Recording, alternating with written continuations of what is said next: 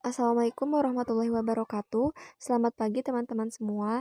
Di pertemuan 5 kali ini, kami dari kelompok 3 akan membahas mengenai keterampilan dasar ilmu-ilmu sosial. Kami kelompok 3 yang beranggotakan Ainurul Nurrohmah, Anti Mutmainnah, saya Dinda Rahma, Leni Yulia, dan Ratih Novi Septian. Adapun poin materi yang akan kita bahas, yang pertama, keterampilan bertanya, yang kedua, keterampilan memperoleh, menganalisis, dan memanfaatkan informasi, dan yang ketiga, keterampilan menyusun dan menguji generalisasi. Yang pertama ada keterampilan bertanya. Tanya jawab sendiri merupakan suatu kegiatan yang dilakukan oleh seseorang dalam kehidupan sehari-hari dimanapun dan kapanpun, misalnya di pasar, di sekolah, dan di lingkungan masyarakat. Begitu juga seorang guru yang sudah seharusnya memiliki keterampilan bertanya yang optimal. Karena apa? Karena di antara profesi lainnya, gurulah yang paling sering menggunakan pertanyaan untuk siswanya. Menurut Cunningham 1984, melalui penggunaan pertanyaan oleh guru dalam kegiatan belajar mengajar, juga meningkatkan cara berpikir siswa, mempengaruhi secara positif dalam pencapaian hasil belajar siswa, menjamin rasa percaya dan kemampuan dirinya dalam belajar. Berbicara tentang keterampilan bertanya, menurut Bola dan Fat 1984 dibagi menjadi dua. Yang pertama ada keterampilan bertanya dasar, dan yang kedua ada keterampilan bertanya berlanjut.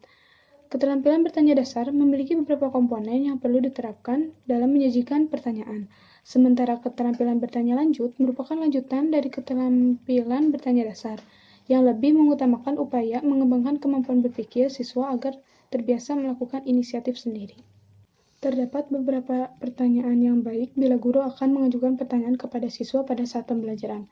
Yang pertama, pertanyaan diungkapkan dengan bahasa yang mudah dimengerti oleh siswa.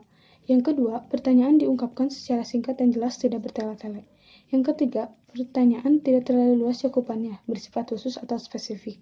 Yang keempat, pertanyaan yang diajukan tidak mengandung makna yang ganda. Tujuan yang ingin dicapai dengan mengajukan pertanyaan antara lain, yang pertama, membangkitkan minat dan rasa ingin tahu setiap siswa terhadap suatu pokok bahasan materi. Yang kedua, memusatkan perhatian siswa terhadap mutu pokok bahasan atau konsep. Yang ketiga, mendiagnosa kesulitan-kesulitan khusus apa saja yang menghambat siswa belajar. Yang keempat, mengembangkan cara belajar siswa aktif atau CBSA. Yang kelima, memperbaiki salah pengertian dan salah pemahaman konsep oleh siswa. Yang keenam, mendorong siswa mengemukakan pendapatnya dalam diskusi. Yang ketujuh, menguji dan mengukur hasil belajar siswa.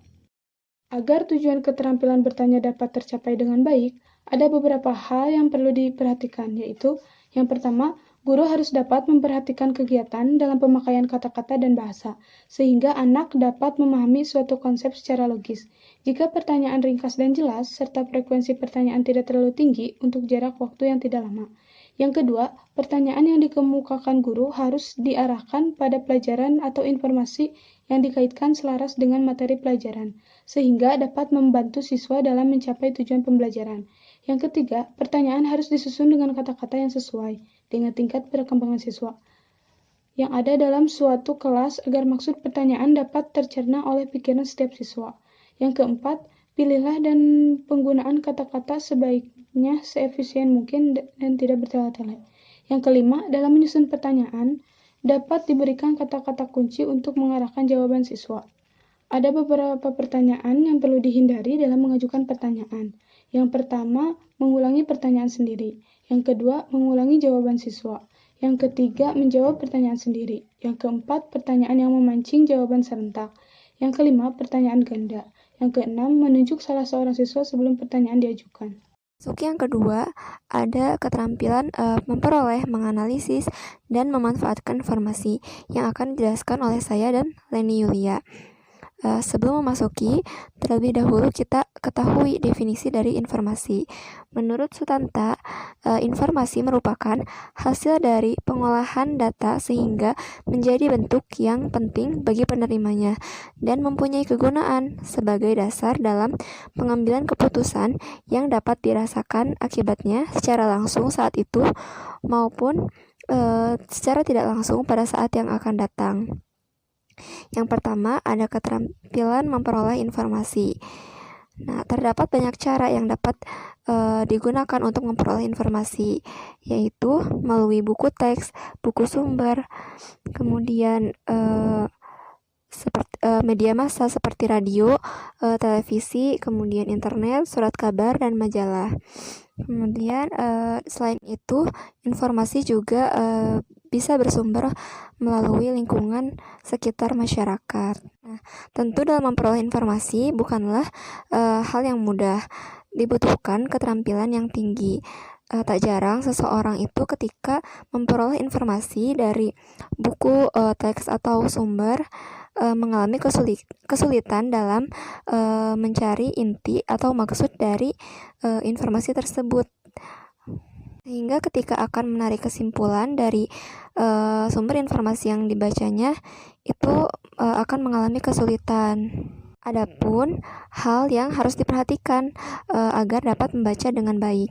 Yang pertama, sebagai langkah awal kita pahami terlebih dahulu tema atau judul yang akan kita baca. Yang kedua, baca dengan teliti dan pahami makna setiap alinea dan paragraf yang telah kita baca. Kemudian, catat kata-kata kunci dalam bacaan ketika membaca. Ya, ketika kita menemukan hal yang penting, maka kita harus bergegas segera untuk mencatatnya. Kemudian catat kata-kata sulit yang tidak dipahami, kemudian cari dalam kamus atau ensiklopedia. Nah, ketika kita menemui kata yang sulit, kita langsung cari dalam kamus atau ensiklopedia, kemudian kita tulis apa maksud dari kata tersebut atau kita pahami. Terus kemudian yang kelima ada tarik kesimpulan sementara setiap bab maupun bagian yang telah dibaca. Dari sumber informasi yang kita baca, kita tarik kesimpulan dari setiap bab maupun bagian yang telah dibaca. Berkenaan dengan sumber informasi melalui media massa, ini dapat ditemukan informasi yang aktual dan terkini. Beritanya pun cepat menyebar, baik ke tingkat lokal, nasional, maupun internasional. Nah, tentu media massa ini sangat dibutuhkan oleh setiap orang tentang sesuatu yang terjadi di luar jangkauannya. Nah, namun, melalui sumber informasi ini terdapat keuntungan dan kelemahannya. Adapun keuntungan perolehan informasi melalui media massa, yang pertama itu informasi dengan cepat sampai kepada penerima informasi. Yang kedua, informasi yang diterima aktual dan terkini. Yang ketiga, informasi lebih terpercaya dengan dilengkapi tayangan maupun gambar atau foto. Terdapat lampiran di dalamnya. Yang keempat, lebih menarik dan mudah dipahami penerima informasi. Adapun kelemahan dari media massa, yang pertama itu tidak semua orang memiliki alat atau sarana media komunikasi.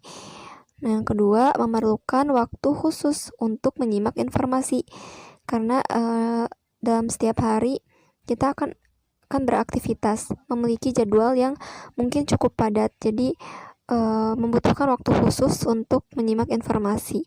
Nah, yang ketiga, belum seluruh pelosok memiliki aliran listrik, seperti di desa terpencil atau daerah-daerah yang terpencil.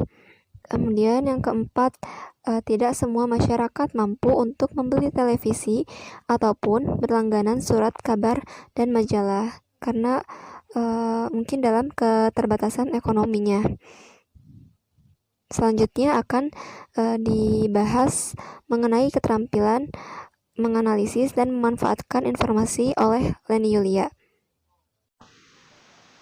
Di sini saya akan menjelaskan mengenai keterampilan menganalisis informasi. Dalam proses penelitian, seseorang akan menganalisis terlebih dahulu terhadap data-data yang diperoleh sebelum menarik kesimpulan. Langkah menganalisis informasi ini penting untuk menafsirkan data-data yang terkumpul. Adapun tujuan yang dicapai dari menganalisis informasi diantaranya yaitu mengidentifikasi motif, alasan, atau sebab. Yang kedua, menganalisis atau mempertimbangkan informasi-informasi agar dapat diperoleh kesimpulan.